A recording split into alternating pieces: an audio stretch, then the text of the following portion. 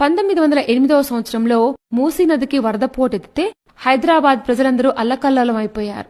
అప్పుడు ఈ ప్రాంతాన్ని పరిపాలిస్తున్న 6వ నిజాం ప్రభు మహమ్మద్ అలీ ఖాన్ అతని దగ్గర ప్రధానిగా పనిచేసే కిషన్ పెర్షాద్ రాజుగారికి ఒక సలహా ఇచ్చారు.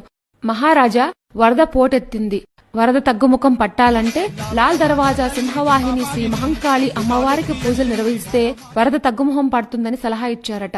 అప్పుడు కిషన్ పెర్షాద్ ఇచ్చిన సూచన మేరకు 6వ నిజాం అమ్మవారికి పూజలు నిర్వహించి ఒక బంగారు చాటలో పట్టు వస్త్రాలు పెట్టి మేలిం ముత్యాలు, నగలు, బంగారు గాజులు, కుంకుమ, పసుపు పెట్టి వాటిని అమ్మవారి దగ్గర పూజలు నిర్వహించి వాటిని మూసీ నదిలో వదిలిపెట్టారు. అలా మూసీ నదిలో వదలడం వల్ల వరద తగ్గుముఖం పట్టి హైదరాబాద్ మొత్తం సుఖసంతోషాలతో ఉంది. అప్పట్నుంచి ఆషాఢ మాసంలో అమ్మవారికి బోనాలు పండుగ నిర్వహించే ఆచారం మొదలైంది.